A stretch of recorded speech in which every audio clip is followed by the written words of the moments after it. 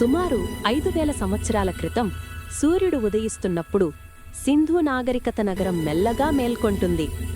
మట్టితో చేసిన ఇళ్లపై బంగారు కాంతి చల్లి ప్రజలు తమ పనులకు బయలుదేరుతారు. అప్పటికే ఒక గొప్ప నాగరికత ఆవిర్భవించడం మొదలైంది. ఇది మొహింజోదారోలోని మహాస్నానగృహ. సింధు ప్రజల కోసం ఇది కేవలం ఒక నీటి నిల్వ కాదు, పవిత్రతకు ప్రతీక. నైరుతి ఆసియాలో ఇంత అద్భుతమైన నిర్మాణం ఆ కాలంలో మరొకటి లేదు. సింధు నాగరికత ప్రపంచంలోనే అత్యంత ప్రణాళికాబద్ధమైన పట్టణాల్లో ఒకటి.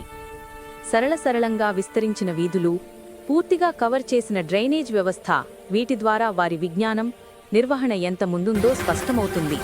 ఇక్కడ మార్కెట్ జీవితం మరింత ఉత్సాహభరితంగా మారుతుంది.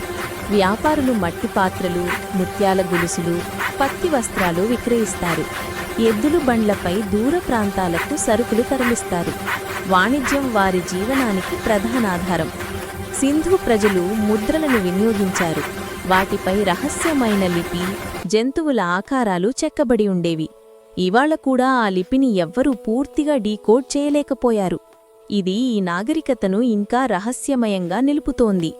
గుజరాత్లోని లోదర్ పురాతన భారతదేశంలో అత్యంత ప్రాచీన నౌకాశ్రయాలలో ఒకటి.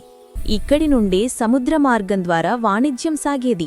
ఈ డాక్యార్డ్ యొక్క నిర్మాణం ఇంజనీరింగ్లోని వారి ప్రతిభను ప్రతిబింబిస్తుంది. తయారీ వారి నైపుణ్యానికి నిదర్శనం.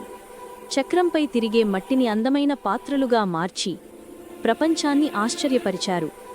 హరప్పా సమాజంలో స్త్రీలకు ప్రత్యేక స్థానం ఉంది. వారు ముత్యాల ఆభరణాలు ధరించి పత్తి బట్టలతో సొగసుగా కనిపించేవారు. సాంస్కృతికంగా వారు చాలా అభివృద్ధి చెందిన సమాజం.